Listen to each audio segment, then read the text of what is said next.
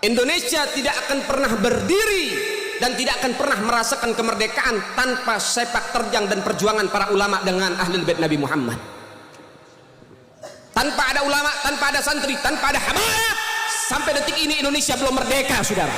Namun ada beberapa orang licik dan picik dari petinggi-petinggi negeri mulai untuk apa? Menghapus sejarah dan menipu sejarah, penipuan sejarah.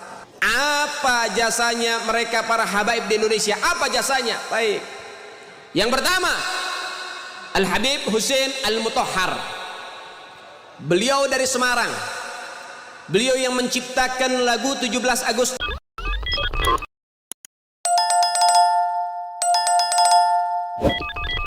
Saudara-saudara, di mana saja berada, berjumpa kembali bersama Lamunan Hatta Islami Channel.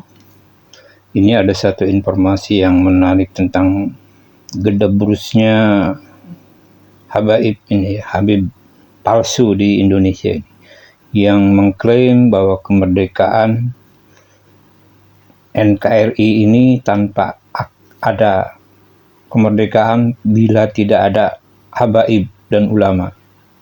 Kalau ulamanya oke, ya, memang ulama Indonesia yang memperjuangkannya, ya. Tapi kalau habaib ini satu gedebrus, ya, satu kebohongan publik, ya.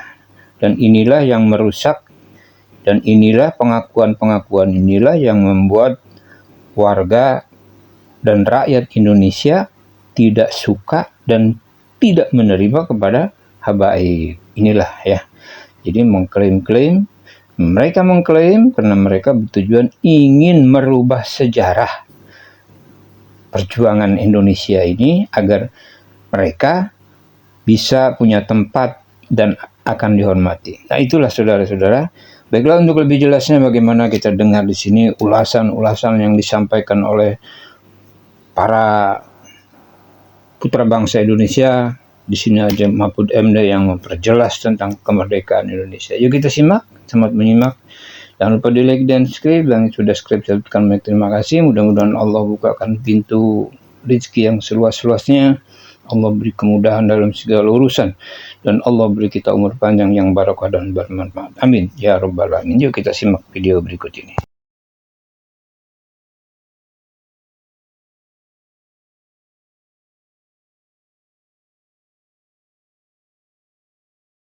Saya selalu mengatakan gini loh, tahu enggak Anda bahwa Indonesia ini adalah satu-satunya negara di dunia yang merdeka karena mengusir penjajah. India tuh merdeka tadi karena diberi hadiah oleh Inggris. Malaysia diberi hadiah oleh Inggris, merdeka.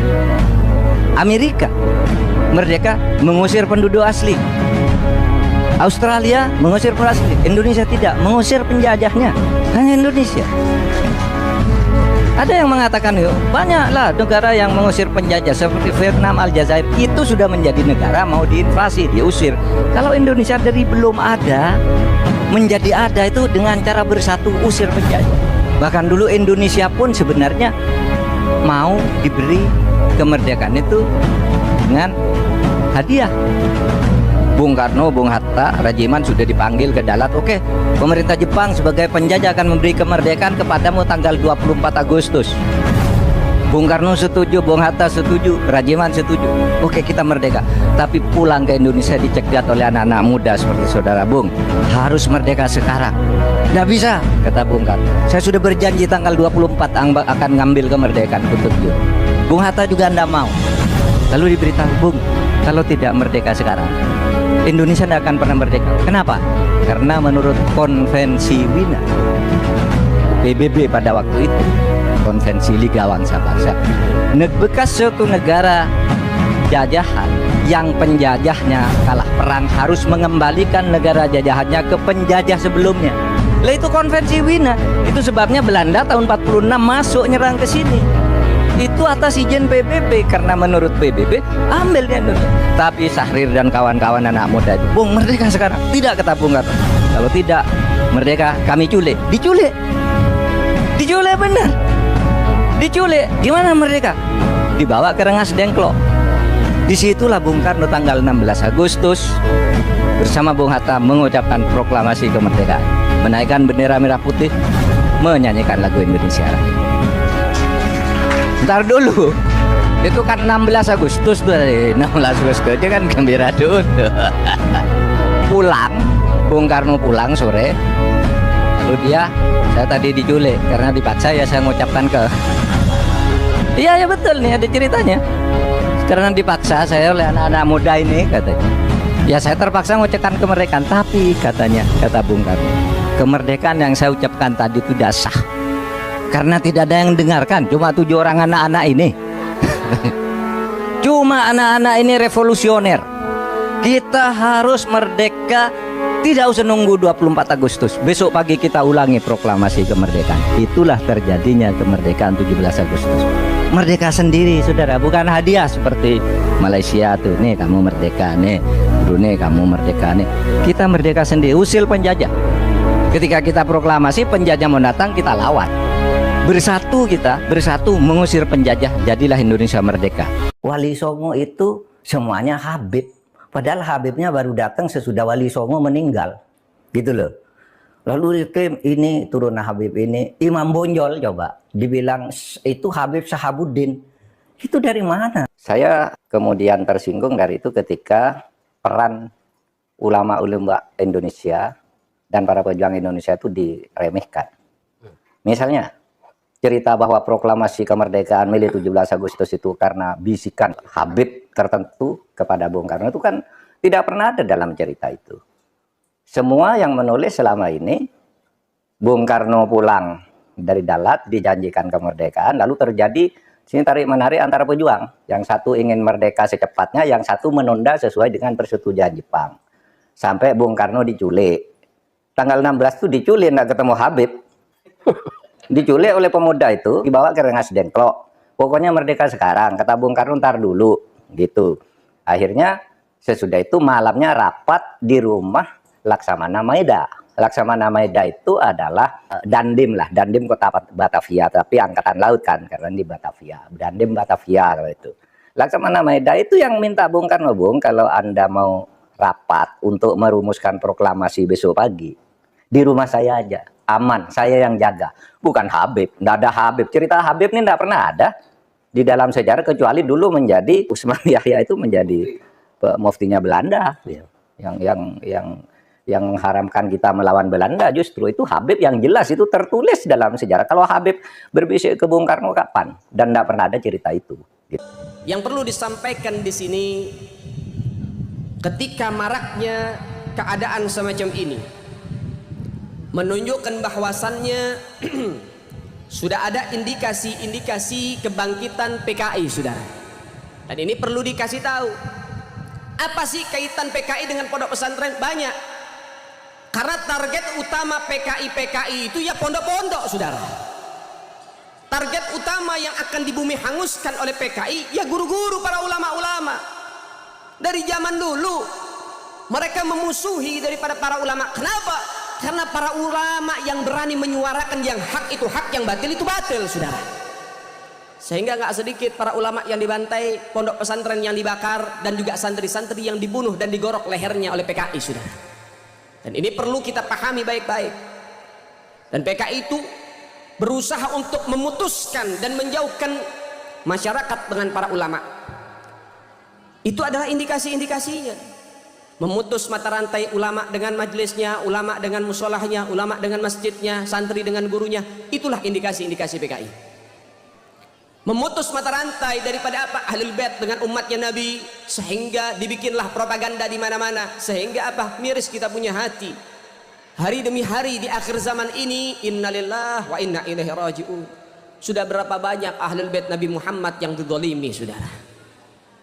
Padahal kalau kita boleh membuka sejarah, Indonesia tidak akan pernah berdiri dan tidak akan pernah merasakan kemerdekaan tanpa sepak terjang dan perjuangan para ulama dengan Ahlul Bait Nabi Muhammad. Tanpa ada ulama, tanpa ada santri, tanpa ada habaib, sampai detik ini Indonesia belum merdeka, saudara. Itu tidak bisa dipungkiri. Para habaib jasanya besar, para kiai jasanya besar, luar biasa. Lihat, kita tarik sejarah demi sejarah. Sedikit saja, tidak usah panjang-panjang masalah sejarah ini. Nanti kita akan bahas PKI. Ada namanya Imam Bonjol, saudara. Nah, ini menunjukkan bagaimana sepak terjang para ulama. Imam Bonjol itu namanya Muhammad Syihabuddin.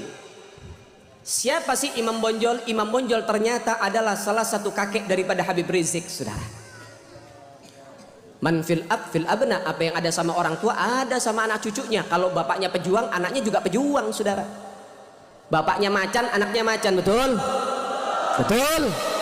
Iya. Kalau bapak kakeknya pejuang, pasti anak-anaknya juga pejuang, saudara. Dan itu tidak bisa dinafikan. Namanya Muhammad Syihabuddin, darah daging Sayyiduna Muhammad. Yang kedua, di Ponorogo. Siapa di Ponorogo? Ternyata di Ponorogo adalah seorang ulama besar, namanya adalah Abdul Hamid.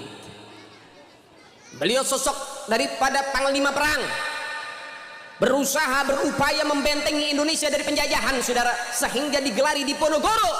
Apa itu di Ponorogo? Diambil dari dua suku kata. Yang pertama bahasa Arab, yang kedua dari bahasa Jawa. Dipo dari kalimat dafa yadfa'u, artinya apa? Menolak, membentengi, mengusir daripada apa? Daripada negaranya dijajah.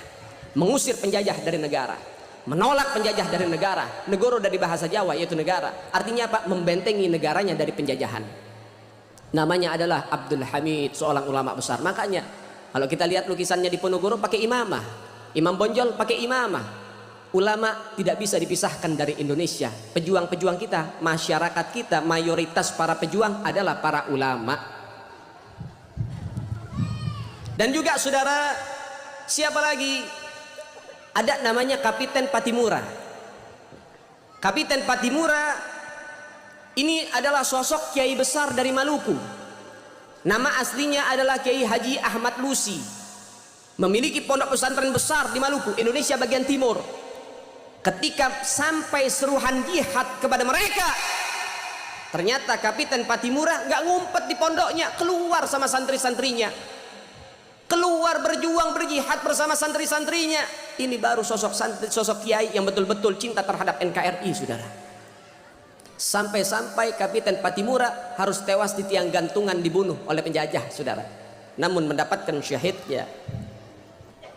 Namun ada beberapa orang licik dan picik dari petinggi-petinggi negeri mulai untuk apa? Menghapus sejarah dan menipu sejarah, penipuan sejarah. Sehingga di setiap buku-buku sekolah yang beredar di sekolah-sekolah umum, Kapiten Patimura namanya adalah Thomas Matulesi. Kalau nama Ahmad, kira-kira agamanya apa? Agamanya apa? Agamanya apa? Baik, kalau misalnya namanya Thomas, kira-kira agamanya apa? Permainan sejarah, penipuan, saudara. Padahal yang berjuang mayoritas adalah kiai, santri, dan orang-orang Islam. Ternyata mereka memiliki penipuan sejarah. Na'udzubillah. Anda harus tahu, santri harus tahu, ini sejarahnya. Beginilah para pejuang-pejuang kita, mereka para ulama kok.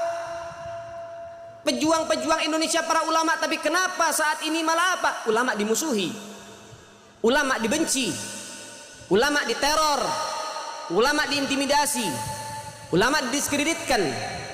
Ada apa dengan negara ini? Jangan-jangan PKI sudah menyusup, saudara. Baik, yang berikutnya, siapa sih pahlawan-pahlawan nasional? Kiai Haji Mas Mansur, Kiai Haji Agus Salim. Kemudian di Bekasi ada Kiai Haji Nur Ali. Yang mana Kiai Haji Nur Ali ini seorang ulama besar di Bekasi, punya pondok pesantren. Beliau memimpin pondok pesantren yang bernama At-Taqwa. Itu Kiai Haji Nur Ali, saudara. Kalau sudah berjuang, saudara, dia cabut goloknya, saudara. Dia nggak mundur dari perjuangan sampai tetes darah terakhir, saudara. Sempat beliau Kiai Haji Nur Ali di Bekasi, beliau jalan kaki dari Bekasi sampai Jogja untuk ketemu Jenderal Sudirman, menyusut daripada strategi perang, saudara.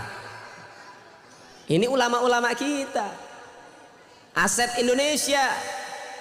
Jenderal Sudirman, siapa backgroundnya? Apa backgroundnya? Ternyata Jenderal Sudirman adalah ulama besar di Jogja. Setiap hari mengajar ngaji. baik anak kecil maupun orang dewasa, diajarkan fikih, hadis, tafsir dan lain sebagainya. Backgroundnya adalah ulama dan menjadi jenderal terbesar saudara ada di Indonesia. Itu dari kalangan kiai, dan ini hanya sebagian, masih banyak lagi. Sekarang pertanyaannya, apa jasa Ahlul Bait Sayyiduna Muhammad?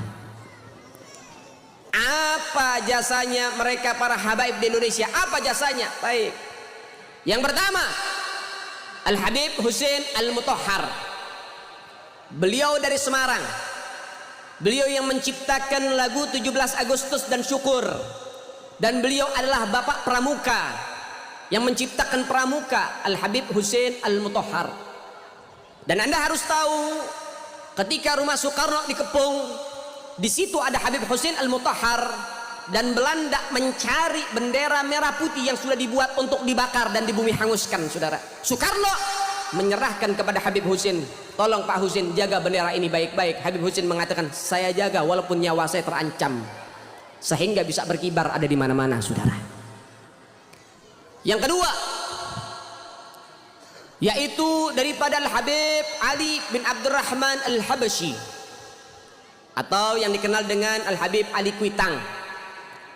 Habib Ali Kuitang ini, Habib Ali Habsyi ini, beliau adalah guru Soekarno. Anda tahu, ketika Soekarno membacakan teks proklamasi menunjukkan bahwasannya Indonesia telah merdeka pada hari Jumat 17 Ramadan dan tepat pada tanggal 17 Agustus 1945, Habib Ali Habsyi mengutus beberapa murid-murid beliau untuk mendampingi Soekarno. Dan Anda harus tahu, ketika pembacaan teks proklamasi, ternyata di sebelah daripada Soekarno, kira-kira 2 orang dari Soekarno ada di depan mendampingi Soekarno. Ada Al-Habib Husain bin Syihab, yaitu ayahanda Habib Rizik, saudara. Dan Anda tahu, muridnya Habib Ali Kuitang menyampaikan kepada gurunya pada hari Jumat, selepas sholat Jumat, mengatakan, Habib, Indonesia telah merdeka. Maka Habib Ali Al-Habsyi, beliau mengambil mic dan memberikan daripada informasi dan menyatakan fatwanya. Beliau mengatakan, mulai detik ini, mulai saat ini, pasang di rumah-rumah kalian dan tinggikan bendera merah putih. Indonesia telah merdeka, sebarkan ke seluruh Indonesia untuk mengibarkan bendera merah putih, saudara. Itu fatwa dari Habib Ali Kuitang, saudara. Dan juga dari mana asal merah putih? Itu fatwa dari Al-Habib Salim Al-Jufri, guru tua Al-Habib Idrus bin Salim Al-Jufri yang ada di Palu, saudara. Kemudian siapa yang membakar semangat perjuangan masyarakat di kala itu? Al-Habib Salim bin Ahmad bin Jindan. Saya punya kakek, saudara.